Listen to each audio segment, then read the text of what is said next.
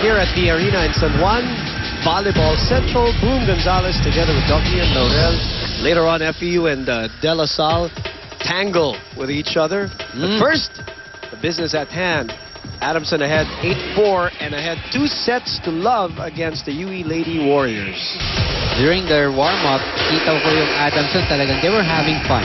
You know, they were so relaxed. They were even parang they have interacting with the crowd, with their fans earlier. They had the cheer that the Adamson players would cheer also. Tama. Kala ko nga may nangyayaring iba Yeah. Like there was something going on, but apparently that was just between themselves or among themselves. As Mayet Zapanta serves 8-4. Let us not forget, last year, this team made the Final Four. Yes. They may have lost to La Salle, but marami silang pinagdaanan yung bagyo, di ba? Bagyo yung gym nila Yung gym nila, nasira. They had to play in cemento yung pinaglaruan nila. Yung pinagpracticean nila. They didn't even know where they would practice the next practice session. Right. Walang bakanting court. So they want to forget that year. And despite that, again, they still made the Final Four. And they lost Lizzie Angata. Remember, That's right. Isa sa mga pundasyon talaga ng depensa ng Adamson. Really one of the best liberos we've ever seen in the last sabihin na natin 5 to 6 years. That's true. Togonon will come in for Mayet at siya yung sinasabi kong pinag-eksperimentohan ni Coach Dulce nung unang laro against La Salle. First 2 sets she played. I actually asked Mayet, what's the deal with that? Sabi niya, gusto lang mag-eksperimento ni Coach. Try out a different combination. And now they have a little lead. 2 sets to love, 10-4. So upo muna si Mayet. Makatuno. Back to Pineda. Checked at the net. Back set to Kinlog. Kinlog! Laglag. They make it look so easy. Nalaglagan. In that sequence, all the front row attackers had a touch. So, itong si Pineda nakadalawa, itong si Kinlog ang finally got that point for Adamson. So again, credit to ang kapwa setter ni Doc Ian. Hindi naman sa pinapaboran mo. Talagang talagang just giving due. That's right. Oh, look at Pineda. High up from our angle, Doc. Woo. It cannot get better than that. Cross court, going to the corner. Look at the approach, the elevation, and then the put away. So clean. He was a block. He was a floor defense. Beautiful looking kill. Lebrida puts a little behind that. Dizon with her own version. Togonon saves that one, and it's still alive. Oh, hindi umabot, no? That's right. That's right.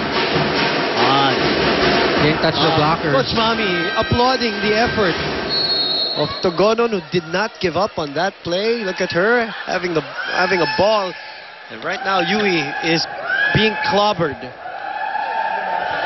Sinisig mo pa rin yung play. Ito na nga, blocker na yan ako. Kitang-kita mo na nga eh. Ikaw nga, dito kanina, libre-libre ka na, naghulog ka pa rito. Targetin mo yun. Huwag ka matakot pumalo. Mantras tayo ng tatakot pumalo, lalo hindi tayo pupuntos. Naintindihan? Ikaw, pilitin mo. Pilitin mo kumagat yung blocker. Hindi kumakagat sa yung blocker, mababaliwala ka doon. Pilitin mo.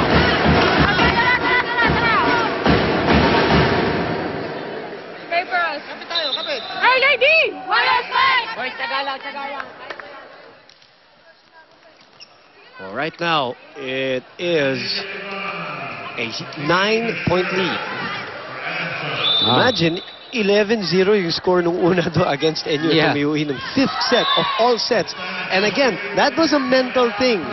Going back to that match, that was a mental thing where you saw the faces of National University by the 3rd and 4th set that even if they won that 3rd set, their faces looked like they lost. That's true.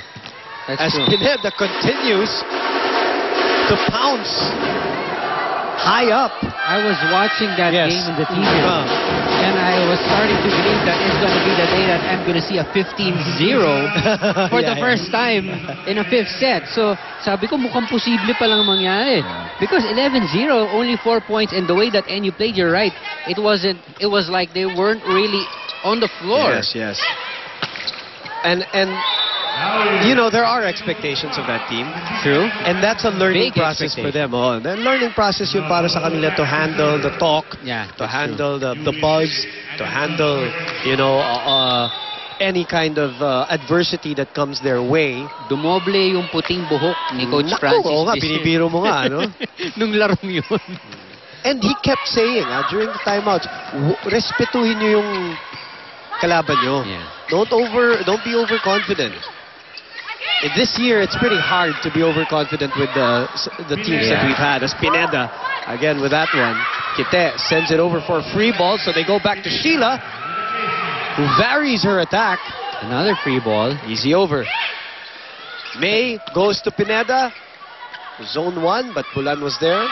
Nebrida. Kuhang-kuha ng Adamson.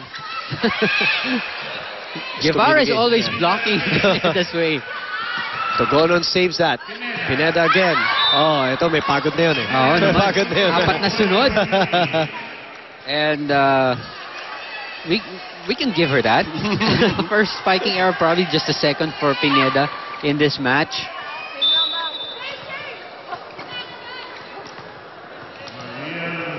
You know, Zapanta was the best player of that last game, as another service error does not help the cause of UE. Paul Soriano marches back in. And wala, nag-shuffle na lang, nagpapalasa na ng tao si Coach Mami with this lead, 15 serving 17. Pineda was still 13 points in that match.